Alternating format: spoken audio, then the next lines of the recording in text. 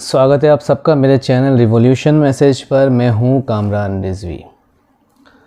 Election का जो माहौल हिंदुस्तान में चल रहा है, इसके ऊपर काफ़ी सोच, काफ़ी सवाल, काफ़ी जवाब, काफ़ी ओपिनियन, लोगों के अपने अपने सुझाव और बहुत सारी चीज़ें हम देख रहे हैं। हम लोग ये भी देख रहे हैं कि लोग अपने अपने ओपिनियन दे रहे हैं, लोग अपनी बातें कह रहे हैं। मगर कोई अगर एक चीज़ बदनाम अगर हुई है ना, तो वो हुआ है मुसलमान।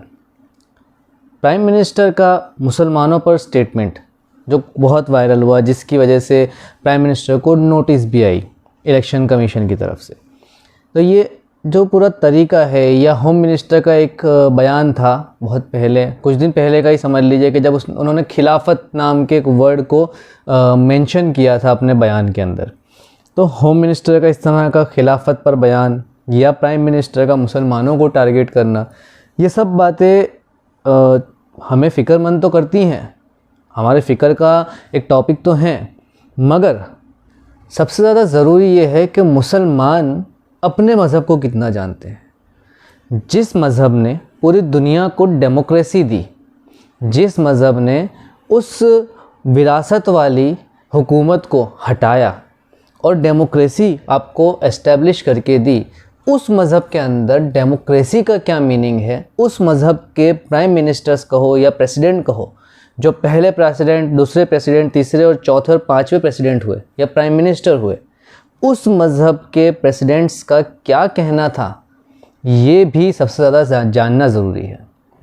मुझे नहीं पता मुसलमान इसके बारे में कितना अवेयर है, मगर ये मेरे ऊपर शायद फ़र्ज़ हो गया था कि अगर ये बात मुझे पता है तो मैं आपको ज़रूर बताऊँ। तो आज का हमारा वीडियो जो है वो पूरा इसी पर है। मैं आपके सामने वो बातें रखूँगा जिसको खिलाफत कहा जाता है। खिलाफत मतलब डेमोक्रेसी, आवाम की हुकूमत, आवाम के लिए हुकूमत, पब्लिक की हुकूमत। डेमोक्रेसी का मीनिंग क्या है, क्या उसके रूल थे, जो मैंने बातें जानी हैं वो सारी मैं आज आपके सामने रखूँगा और आपके सामने प्रेजेंट करूँगा। खिलाफत के इस वीडियो को शुरू करेंगे हम हमारे सबसे पहले टॉपिक, जिसका पॉइंट है दानिश फरोशी, जिसको हम कहते हैं इल्म बेचने वाला। ऐसे दो लोग पाए जाते हैं जो मैंने ऑब्ज़र्व किए हैं। इल्म बेचने वाले दो लोग होते हैं। इल्म का मतलब होता है नॉलेज, किसी चीज़ का नॉलेज होना और उसको बेचना। तो इल्म बेचने वाले दो लोग होते हैं। पहला होता है जिसको हम टीचर कहते हैं, उस्ताद कहते हैं, हमारा प्रोफेसर, हमारे टीचर्स जो होते हैं, जो हमें कोई ना कोई चीज़ सिखाते हैं। वो भी अपनी सैलरी इसी बेस पे लेते हैं कि वो सिखाने आते हैं स्कूल में, कॉलेजेस में। तो पहला इल्म बेचने वाला तो ये होता है। दूसरा होता है इल्म बेचने वाला जिसको हम कहते हैं एडवाइज़र। हर बड़ी ऑर्गेनाइजेशन का एक एडवाइज़र होता है जो अपने नॉलेज के ज़रिए उस ऑर्गेनाइजेशन के ग्रोथ पर काम करता है। और ऐसा ही एडवाइज़र पॉलिटिकल लोगों का भी होता है। कोई नेता जब इलेक्शन में खड़ा होता है, या कोई कैंडिडेट जब इलेक्शन में खड़ा होता है, तो वो अपने एडवाइज़र से एडवाइस लेता है इलेक्शन की सारी प्रोसेस की। तो किस तरह ये इल्म बेचने वाले लोग एक जहर बनते हैं डेमोक्रेसी पे, मैं आपको वो समझाता हूँ। मान लीजिए एक एडवाइज़र है जो पैसे का बहुत लालची आदमी है। उसको पैसे से मतलब है पब्लिक भाड़ में जाए, उसका ये कंसेप्ट है। ऐसा कंसेप्ट वाला आदमी जब किसी नेता का एडवाइज़र बनता है, तो जो नेता उसको पैसा दे रहा है वो उसी के बारे में सोचता है, चाहे वो नेता कितना ही बुरा क्यों ना हो, पब्लिक के लिए वो नेता कितना ही बेकार क्यों ना हो, वो नहीं सोचेगा। वो ये सोचेगा कि मैं इस नेता को कैसे भी जिताऊं और इससे ज़्यादा से ज़्यादा पैसे लूँ। तो ऐसा लालची आदमी, ऐसा दानिश फरोश आदमी कितना जहर बन जाता है वो आप खुद देख सकते हैं बाद में। जाहिर सी बात है, जब वो लालची आदमी है और उसके सपोर्ट का जो नेता है, जिसको वो सपोर्ट कर रहा है, जिससे वो पैसे ले रहा है उसको जिताने के, वो उससे वही काम करवाएगा जिससे आवाम इम्प्रेस हो। बाद में क्या होता है कुछ नहीं कह सकते, मगर इलेक्शन के पहले ये किया जाएगा कि नेता की इतनी वाहवाही करवाई जाएगी, इतनी वाहवाही करवाई जाएगी कि लोगों को ये लगेगा कि यार यही बंदा है जिसको हम चुनेंगे, जिसको हम वोट देंगे तो हमारे मसले हल होंगे, हमारी प्रॉब्लम्स दूर होंगी। तो ये जो एडवाइज़र होते हैं, इनके पास जो इल्म होता है, जो नॉलेज होता है, वो इसी बात का होता है कि कैसे पब्लिक को अपनी तरफ किया जाए। मैं बात टोटली इलेक्शंस की और बात डेमोक्रेसी की ही कर रहा हूँ, इलेक्शंस में क्या प्रोसेस होनी चाहिए उस पर ही कर रहा हूँ। वैसे ये आपको एग्जांपल और कंपनीज़ में भी और ऑर्गेनाइजेशन में भी देखने को मिल जाएगा कि दानिश फरोश या एडवाइज़र जो होते हैं वो कितने ख़तरनाक होते हैं। इनकी एडवाइजेस सिवाय उन लोगों के सपोर्ट के जिनसे ये पैसा ले रहे हैं और किसी के लिए नहीं होती। ये बात हकीकत है, आप और मैं हम जानते ही हैं जिन्होंने ये सारी चीज़ें देखी हैं, मगर ये बात उनको भी जाननी ज़रूरी है कि जिनको नहीं पता है। इल्म बेचने वाला एक कैंसर की तरह होता है, जो लालची अगर हो तो जाहिर सी बात है उसका सारा इल्म सिर्फ उसकी लालच पे जाएगा और किसी चीज़ पे नहीं जाएगा। और एक नेता, एक कैंडिडेट जो इलेक्शन में खड़ा हो रहा है, अगर वो भी लालची है तो वह एडवाइज़र से वही काम करवाएगा जो उसके मतलब का है। आवाम से उसको कोई लेना देना नहीं होता, पब्लिक उससे कोसों दूर होती है। तो एक इल्म बेचने वाला भी कितना इम्पॉर्टेंट है, एक एडवाइज़र भी इन चीज़ों में डेमोक्रेसी के लिए, इलेक्शंस के लिए कितना इम्पॉर्टेंट है। सही एडवाइस जो दे, अगर लालची इंसान एडवाइस दे रहा है तो जाहिर सी बात है वो अपनी लालच के लिए दे रहा है और अपनी लालच को फुलफ़िल करने के लिए दे रहा है। तो कितना ज़रूरी है इल्म बेचने वाला शख्स जो सही हो इलेक्शंस के लिए, डेमोक्रेसी के लिए। हमारे दूसरे मुद्दे पर हम आते हैं। हमारा दूसरा मुद्दा है सर ना झुकाने के ऊपर। इल्म बेचने वाला हो या कोई नेता हो या कोई सत्ता हो, अगर डेमोक्रेसी है तो आवाम के ऊपर ये फ़र्ज़ हो जाता है कि वो गलत के आगे सर ना झुकाए, चाहे कितना ही जालिम आदमी क्यों ना हो, उसके ख़िलाफ़ अपनी आवाज़ बुलंद करे। और मुसलमानों पर तो ये बात फ़र्ज़ है, मुसलमान तो इस बात का इनकारी हो ही नहीं सकता। मुसलमानों को तो कुरान में कह दिया है कि तुम्हें जुल्म के ख़िलाफ़ आवाज़ उठानी है।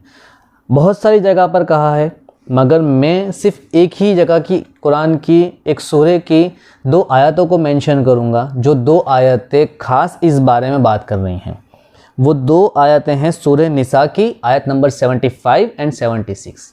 अगर इन आयतों को आप पढ़ोगे तो इन आयतों में आपको पता चलेगा कि यहाँ पर कुरान में साफ लिखा है कि आखिर क्या वजह है जो तुम्हें रोक रही है उन लोगों की मदद करने से जो कमज़ोर पाकर दबा दिए गए हैं और उन पर जुल्म हो रहा है।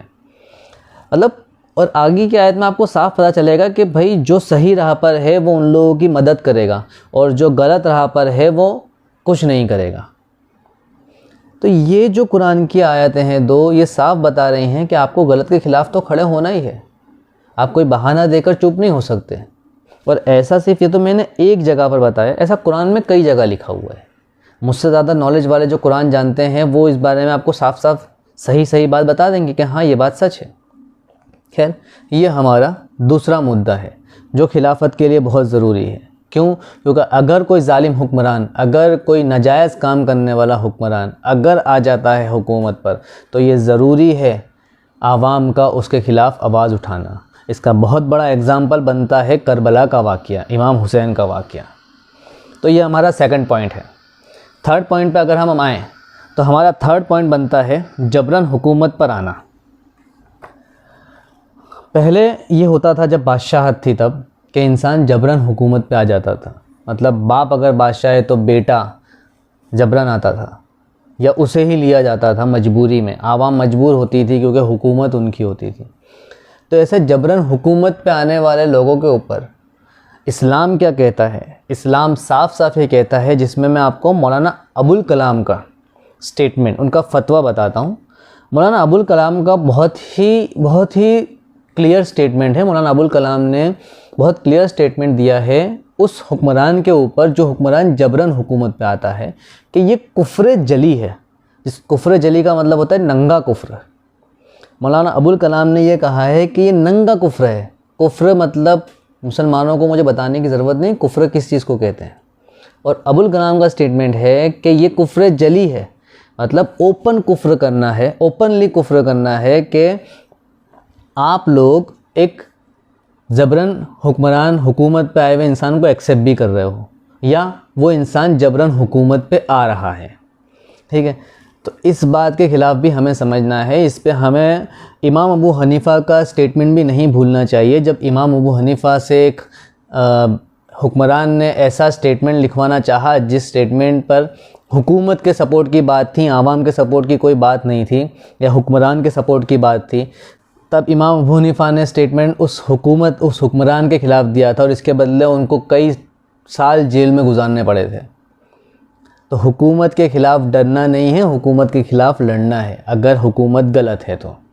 और हुकूमत गलत है तो उसे एक्सेप्ट करना है, उसके आगे सर नहीं झुकाना है। तो मौलाना अबुल कलाम का जो स्टेटमेंट है कि ऐसा हुक्मरान जो ज़बरन हुकूमत पे आया हो, तलवार के ज़ोर पे, या बाप के बाद बेटा बना हो, या किसी भी तरह से आवाम का नहीं सोचा हो और हुकूमत पे आया हो, चाहे कोई भी तरीका इख्तियार किया हो, जबरन का हो, बेवकूफ़ बना के किया हो, लालच में किया हो, ठीक है, या मार देने की धमकी से किया हो, या बाप के बाद बेटे ने अपनी दावेदारी दिखाई हो, तो ये सारी चीज़ें इस्लाम में तो नंगा कुफ्र कही गई हैं, कुफ्र जली कही गई हैं। ऐसी चीज़ों पर तो मुसलमान बिल्कुल मायल नहीं हो सकता है, ये साफ़ है। ये मैं नहीं कह रहा हूँ, हमारे पिछले बड़े उलमा ही कह के गए हैं। इन चीज़ों को मुसलमानों ने बिल्कुल एक्सेप्ट करना बंद ही कर दिया है। समझ में नहीं आता क्यों। खैर, यह हमारा तीसरा पॉइंट था। अगर हम अपने चौथे पॉइंट पे आते हैं तो चौथा पॉइंट जो हमारा है वो है गलत को गलत कहना और सही को सही कहना। ठीक है, इस बात में भी मैं पहले पॉइंट को थोड़ा सा कवर करना चाहूँगा, एडवाइज़र वाली। एडवाइज़र की पोजीशन पे अगर कोई मुसलमान बैठा है और मुसलमान इस पॉइंट को फॉलो नहीं कर रहा है तो वो खुद इस्लाम से अगेंस्ट जाके काम कर रहा है। इस्लाम में साफ कहा गया है कि अगर फ़ैसला तुम्हारे हक़ में ना भी हो तो भी तुम्हें सही का साथ देना है, गलत को छोड़ देना है। ये क्लियर स्टेटमेंट इस्लाम का है, ये क्लियर फ़लसफ़ा है इस्लाम का जिसको हमें फॉलो करना है। मगर खिलाफत के मामले पे देखा जाए, हुकूमत के मामले पे देखा जाए तो ये बिल्कुल अपोजिट होता है। यहाँ पे होता ये है कि एडवाइज़र एडवाइस उस बंदे को देता है जो उसको सैलरी दे रहा है और आवाम के ख़िलाफ़ ही चाहे क्यों ना हो स्टेटमेंट लिखता है। वो सारे काम करता है जो आवाम के ख़िलाफ़ हो। तो हुकूमत में ऐसे लोग भी बहुत बड़ा जहर हैं जो गलत को गलत और सही को सही कहने की ताकत नहीं रखते हैं। तो खिलाफत में ऐसे लोगों का होना भी, हुकूमत में ऐसे लोगों का होना भी ज़रूरी है और ऐसे लोगों का चुना जाना ज़रूरी है और आवाम का ऐसे लोगों को चुनना बहुत बेहद ज़रूरी है। खैर, एक और पॉइंट को हम डिस्कस करते हैं इसके बाद। जो हमारा अगला पॉइंट है वो है गलत के ख़िलाफ़ सब्र या बगावत। हमारा ये जो पॉइंट है गलत के ख़िलाफ़ सब्र या बगावत बहुत ही समझने वाला पॉइंट है। इस पॉइंट को अगर आप समझोगे तो आपको समझ में आएगा कि करबला का जो वाक़या था, इमाम हुसैन का जो वाक़या था, उस वाक़ये में समझाया क्या जा रहा था, क्या बात थी जो समझाई जा रही थी उस किस्से के अंदर, कि गलत के ख़िलाफ़ सब्र या बगावत। आजकल अगर आप किसी बड़े आलिम से बात करेंगे तो बड़ा आलिम आपको, या छोटा आलिम या कोई भी नॉलेजेबल पर्सन, अगर आप उससे बात करेंगे तो वो आपको सब्र की ही बात कहेगा। सब्र करो और दिल में बुरा जानो। कोई गलत बात अगर हो रही है तो अपनी जान बचा लो, सब्र करो और दिल में बुरा जानो। इस स्टेटमेंट को बार बार कहा जाता है, हर कोई सिखा रहा है, इसी स्टेटमेंट को फॉलो कर रहा है, जबकि इस्लाम के मुताबिक ये स्टेटमेंट सबसे निचले लेवल का और सबसे वाहियात दर्जे का स्टेटमेंट है। इस्लाम में सबसे ऊंचे लेवल का स्टेटमेंट ये है कि अगर आप गलत देख रहे हो तो उसको अपने हाथ से रोको। उसके बाद उससे निचले लेवल का स्टेटमेंट है कि अगर आप गलत देख रहे हो तो उसको अपनी ज़बान से रोको। और सबसे निचले लेवल का जो स्टेटमेंट है वो ये है कि दिल में बुरा जानो और सब्र कर लो। तो ये सबसे निचले लेवल के स्टेटमेंट को सबसे उचले लेवल के स्टेटमेंट पे ला दिया है, यहाँ पे ला के रख दिया है और मुसलमानों को पूरी तरह खिलाफत और हुकूमती मामलों में चुप रहना और सब्र करना सिखा दिया है, जबकि मुसलमानों में ये चीज़ है ही नहीं। अगर आप गलत देख रहे हैं तो आपके ऊपर ज़रूरी है, फ़र्ज़ है उसके ख़िलाफ़ लड़ना, उसके ख़िलाफ़ बोलना, उसके ख़िलाफ़ जो प्रोसीजर्स हैं उन प्रोसीजर्स के ज़रिए लड़ना। मगर क्या है कि गलत इल्मी, मैं वही पहले पॉइंट को वापस डिस्कस करूँगा कि इल्म फ़रोश आदमी, एक इल्म बेचने वाला आदमी अगर हुकूमत के लिए बात कर रहा है तो आपको वो ऐसे पॉइंट पर फोकस करवाएगा जो पॉइंट आपके एक्चुअल एम के अगेंस्ट हैं, आपके एक्चुअल काम के अगेंस्ट हैं। जैसे आपका काम है जुल्म के ख़िलाफ़ लड़ना, जुल्म के ख़िलाफ़ आवाज़ उठाना, मगर इल्म फरोश आदमी उस चीज़ को आम करवाएगा जिस चीज़ के वजह से हुकूमत के अगेंस्ट आप ना बोल सको। तो यहाँ पर ज़रूरी है, हुकूमत अगर बिगड़ी हुई है तो उसके ख़िलाफ़ आवाज़ उठाना, सब्र नहीं करना। अगर कोई आपको ऐसे टाइम पे सब्र का एडवाइस देता है तो समझ लीजिए कि वो उन इल्म फरोशों में से है जो पैसा लेकर मतलब से काम करते हैं, आवाम के लिए काम नहीं करते। ठीक है, नेक्स्ट हम एक और पॉइंट पे आएंगे जो हमारा अगला पॉइंट है, और वो है हुकूमत का, पुरानी हुकूमत की बुराई करना। जब कोई एडवाइज़र किसी गलत हुकूमत को या गलत हुक्मरान को सत्ता पे लाना चाहता है तो कुछ ऐसे स्ट्रेटजीज़ वो फिक्स करता है, जिनमें से एक स्ट्रेटजी होती है पिछली हुकूमतों को बुरा भला कहना। तो इसका बहुत बड़ा एग्ज़ाम्पल जो है ना, वो हमारे करंट इंडिया के कंडीशन को फुलफ़िल करता ही है। जैसे कि अभी जो करंट हमारी गवर्नमेंट है, वो गवर्नमेंट पता नहीं पिछले गवर्नमेंट्स को इतना बुरा कहती है, इतना बुरा कहती है कि लोगों के दिल दिमाग से अभी की गवर्नमेंट की आलोचना जो है वो निकल ही गई है। लोग ये समझते हैं कि अभी की गवर्नमेंट जो है वो दूध की धुली हुई है। मैं किसी गवर्नमेंट को इस टाइम टारगेट करने नहीं आया हूँ, मैं आपको सिर्फ समझाने आया हूँ कि ये एक स्ट्रेटेजी होती है जिससे लोगों का फोकस जो होता है वो करंट सिचुएशन से हट के पास्ट की सिचुएशन पे चला जाता है। तो ये बात आपने खुद भी देखी है। मैं किसी पॉलिटिकल पार्टी को या किसी को भी मैं इस टाइम डिस्कस नहीं करना चाह रहा हूँ, मैं उस कंसेप्ट को डिस्कस करने आया हूँ जो कंसेप्ट ज़रूरी है। और उस कंसेप्ट के मुताबिक पिछली हुकूमतों को डिस्कस सिर्फ इसलिए किया जाता है ताकि अपनी गलतियों पर पर्दा डाला जा सके।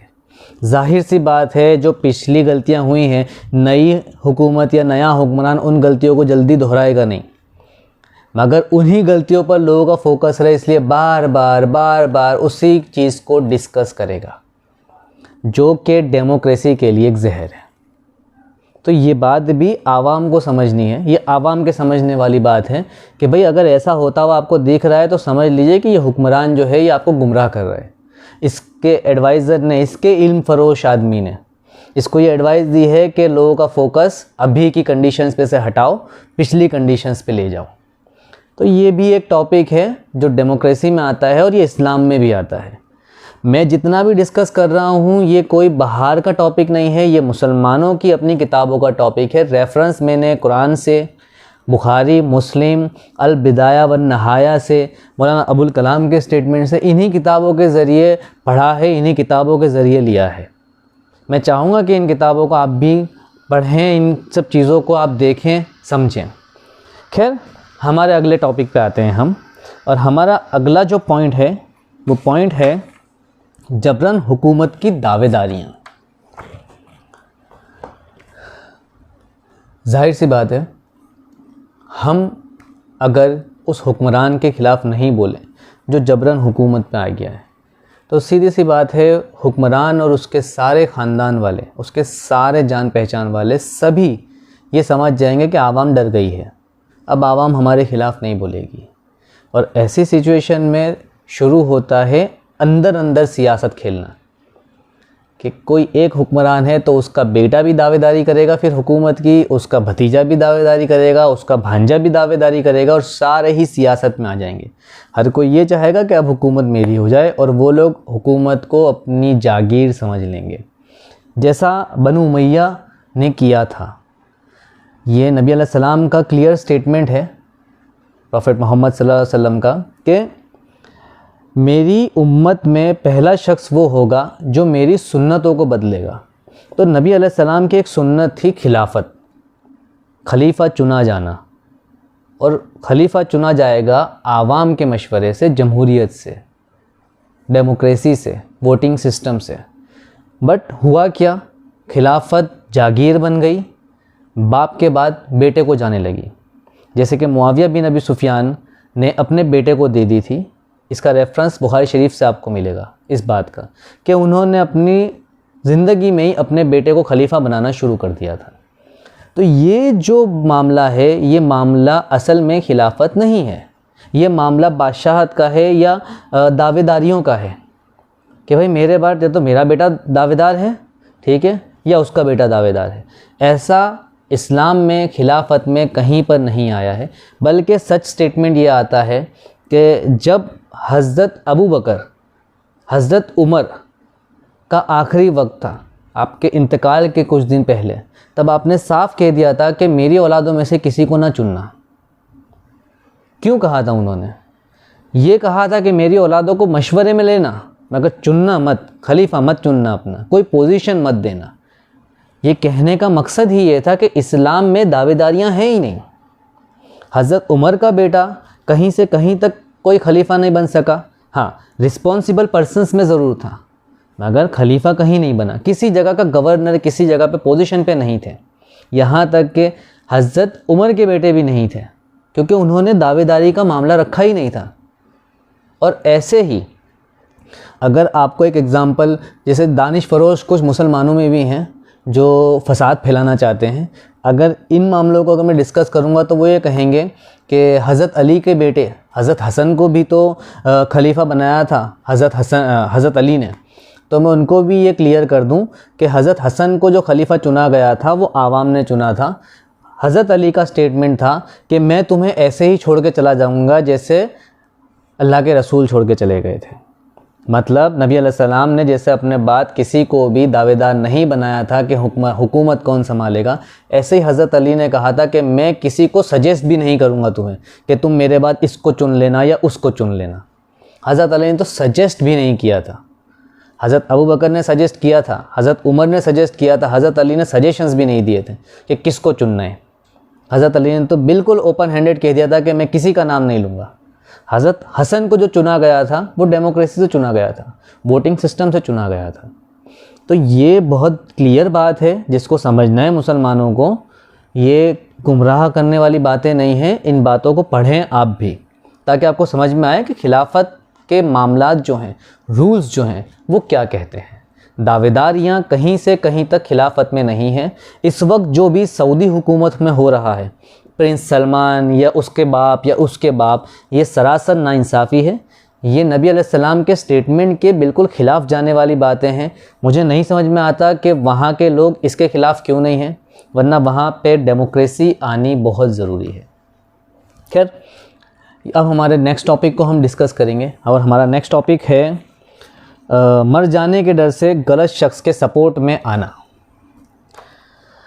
ये जितनी भी मैंने बातें कहीं, इसमें सबसे ज़्यादा ज़रूरी था इस बात को डिस्कस करना, क्योंकि कोई भी गलत काम अगर इंसान करता है ना, तो वो दो डर से करता है। एक डर उसके अंदर होता है गरीब हो जाने का। गरीब हो जाने का मतलब कि बर्बाद हो जाने का। गरीब हो जाने का वर्ड तो मैं नहीं लेना चाहता था, मगर डर हकीकतन यही है। शायद मैं ये कहूँ तो मुझे भी इस बात का डर है कि आज अगर मेरे पास पैसा है, कल ना हुआ तो अल्लाह ना करे किसी के साथ ऐसा हो।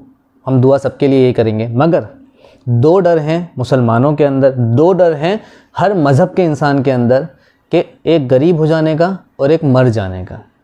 तो ये दो डर जो है ना, ये इंसान को मुनाफिक बनाते हैं। और ये बहुत क्लियर है कि मर जाने के डर से एक गलत हुक्मरान का सपोर्ट करना, एक गलत हुक्मरान के सपोर्ट में बात करना, एक गलत हुक्मरान की तारीफ़ें करना, जो जालिम है, जो जबरन हुकूमत पे आया है, जिसने आवाम का कभी सोचा नहीं, ऐसे शख्स के बारे में अच्छा कहना, ये मुनाफिकत है इस्लाम में। ऐसा शख्स मुनाफिक है इस्लाम में। मैं अपनी मर्ज़ी से कोई स्टेटमेंट नहीं दे रहा हूँ। अगर किसी को एतराज़ है तो बेझिझक कमेंट में लिखें, मुझसे होगा तो मैं आपको with book reference, with page reference या विथ टॉपिक रेफरेंस मैं आपको आंसर दे दूँगा कमेंट के अंदर ही। ये मैं अपनी मर्ज़ी से नहीं कह रहा हूँ। किसी के तलवे चाटना, किसी गलत के तलवे चाटना खिलाफत के सेंस में मुनाफिकत है। ये बात समझनी चाहिए मुसलमानों को। आज मुसलमान बहुत अलग ही वे में है इस चीज़ के बारे में। तो ये हमारा एक और टॉपिक है, एक और पॉइंट है जिसको समझना चाहिए था। अब मैं आपको एक किस्सा बताऊंगा जो अब्दुर्रहमान बिन अबू बकर का है। हज़रत अबू बकर के बेटे, जो सबसे पहले प्रेसिडेंट कह लें या प्राइम मिनिस्टर कह लें, या ये कह दें कि पूरी दुनिया में डेमोक्रेसी का सबसे पहला चुना हुआ बंदा जो है वो अबू बकर है, जो मुस्लिम है। इस्लाम के ज़रिए, डेमोक्रेसी के ज़रिए उनको चुना गया, खिलाफत के ज़रिए, और पहले खलीफा कहलाए जाते हैं एज़ पर मुस्लिम्स। हज़रत अबू बकर के बेटे जो हैं उनका जो किस्सा है ना बड़ा ही दिलचस्प है, और उनका किस्सा आज के पॉइंट पे बहुत ही परफेक्ट तरीके से सेट होता है। अगर आज आपके अंदर एक ब्रॉड सोच आ जाती है, अगर आज आप एक खुल के सोचने लगते हैं, आज आप आवाम के बारे में सोचने लगते हैं, और आवाम के सोचने के बाद आप जब किसी गलत के ख़िलाफ़ आवाज़ उठानी शुरू करते हैं, किसी गलत स्टेटमेंट के ख़िलाफ़ आवाज़ उठानी शुरू करते हैं, किसी गलत इंसान के ख़िलाफ़ आवाज़ उठानी शुरू करते हैं, तब क्या होता है? तब ये होता है कि सामने वाला बंदा अपना सुपर वेपन निकालता है, और जिसको कहते हैं मज़हब का वेपन। मज़हब का वेपन निकाल कर वो आपको मज़हब की उन पॉइंट्स, जिन पॉइंट्स का वहाँ डिस्कस होना ज़रूरी ही नहीं है, उन पॉइंट को वहाँ डिस्कस करने लगता है, और देन वो आपको आपके सही सवाल को या आपके गलत के ख़िलाफ़ उठने को दबाता है। हज़रत अब्दुर्रहमान बिन अबू बकर का किस्सा भी ऐसा ही है। मस्जिद का किस्सा है ये, नमाज का वक्त है, हुक्मरान उस वक्त नमाज़ पढ़ाया करते थे। ये मैं अरब की हिस्ट्री बता रहा हूँ, अरेबिक हिस्ट्री, और मैं ये इसलिए इतना वो कर रहा हूँ, मुस्लिम्स मेरी वीडियो देखेंगे तो बोलेंगे कि हाँ ठीक है ये बात तो हम जानते हैं, मगर अगर कोई दूसरे मज़हब से हमारा भाई हमारी वीडियो देख रहा है तो उसको भी ये समझ में आए कि ये क्या किस्सा था। असल में उस वक्त मस्जिद के अंदर उन चीज़ों को डिस्कस किया जाता था जो हुकूमती मामलात थे। जैसे कि आज पार्लियामेंट है, ऐसे ही उस वक्त में, उस दौर में मस्जिद जो थी वो इस डिस्कशन का प्लेस होता था जहाँ पे हुकूमती मामला डिस्कशन किए जाएं। वहाँ पे एक गलत बात डिस्कस की जा रही थी, और गलत बात डिस्कस की जा रही थी जिसके ख़िलाफ़ पहले खलीफा अबू बकर के बेटे ने आवाज़ उठाई। कोई पोजीशन पे नहीं थे उनके बेटे। देखिए मैंने आपको वही समझा रहा हूँ, मैं खलीफा का बेटा मगर एक आम ज़िंदगी जी रहे, कहीं से कहीं तक कोई कनेक्शन नहीं है खिलाफत से उसका। क्यों? बाप ने मना कर दिया। क्यों? क्योंकि खिलाफत किसी की विरासत नहीं है। तो खलीफा का बेटा मस्जिद के अंदर एक गलत हुक्मरान के बाशिंदे, एक गलत हुक्मरान के अंडर में काम करने वाले किसी गवर्नर के ख़िलाफ़ आवाज़ उठाता है, और आवाज़ उठाने के बाद कहता है कि ये बात तू गलत कर रहा है। तो वो गवर्नर उन्हें मार देने की धमकी देता है कि इसको पकड़ लो, और ऐसे में वो मस्जिद से भागकर वहाँ नज़दीक के एक कमरे में चले जाते हैं और दरवाज़ा बंद कर लेते हैं। अब देखिए पूरे सिनारियो को समझिएगा इसमें कि वो दरवाज़ा जब बंद कर लेते हैं तब होता ये है कि वो जो पर्सन है वो आता है दरवाज़े पे और फिर कुरान की कुछ आयत पढ़ने लगता है जो उस पर्टिकुलर बंदे के ऊपर आई ही नहीं थी, वो किसी और टॉपिक के ऊपर आई थी। कोई और वहाँ पे सिचुएशन थी जिसके ऊपर वो कुरान की आयत थी, और वो हुक्मरान क्या करता है, उन आयतों को उस बंदे के ऊपर डाल देता है। तो ये हथियार होता है। इसमें भी दानिश फरोश लोग जो होते हैं ना, इल्म बेचने वाले लोग, ये वही लोग होते हैं जो इन चीज़ों को हथियार बनाने के लिए रास्ता दिखाते हैं कि आप इन पॉइंट्स को इन लोगों पर, ऐसे लोगों पर टारगेट कर सकते हो। तो ये मैं आपको पहले बताया था क्यों मैंने अपने टॉपिक को दानिश फरोश लोगों से शुरू किया। उसकी वजह यही थी, उन इल्म बेचने वाले लोगों ने ज़्यादातर मामला ख़राब कर रखा है खिलाफत का, डेमोक्रेसी का। ये लोग अक्सर ऐसी स्ट्रेटजीज बनाते हैं जो हुकूमतों के सपोर्ट में हो, आवाम से इनका कोई लेना देना नहीं होता। और जब आवाम के अंदर एक आग लगती है, एक आग जलती है खिलाफत की, एक आग जलती है डेमोक्रेसी की, तो इस तरह के हथियार होते हैं जो एडवाइज़र, जो दानिश फरोश लोग, जो इल्म बेचने वाले लोग, जो नॉलेज बेचने वाले लोग होते हैं, वो लोग इस तरह की एडवाइस, इस तरह के पॉइंट्स डिस्कस करते हैं और वो पब्लिक पे लगवाना शुरू कर देते हैं। जैसे कि मैं आपको एक एग्ज़ाम्पल दे दूं, तो अभी हाल फिलहाल में हमें देखने को मिलता ही है कि किसी नेता को, मैं किसी का नाम नहीं लूँगा, किसी पार्टी को भी डिस्कस नहीं करूँगा, ये आप खुद समझ लेना मैं किसके ऊपर बात कर रहा हूँ। आज अगर हम हिंदुस्तान की बात देखें तो एक नेता हैं, उन नेता के ख़िलाफ़ अगर आप बोल दो तो वो नेता जो हैं उनके ख़िलाफ़ बोलना मतलब धर्म के ख़िलाफ़ बोलना, मज़हब के ख़िलाफ़ बोलना हो जाता है कि उसके बारे में, उसकी गलतियों के बारे में आपने बोल दिया, इसका मतलब आपने पूरे मज़हब को बुरा कह दिया। तो ये भी जो होती है ना, ये एक सोच बनाई जाती है और इसके पीछे भी उन्हीं लोगों का हाथ होता है जो लोग इल्म बेचते हैं, जो लोग इन तरह की स्ट्रेटजीज़ को देखते हैं पब्लिक के माइंड को देखकर। खैर फ़िलहाल का हमारा टॉपिक इतना ही था, मगर ये ख़त्म नहीं हुआ है।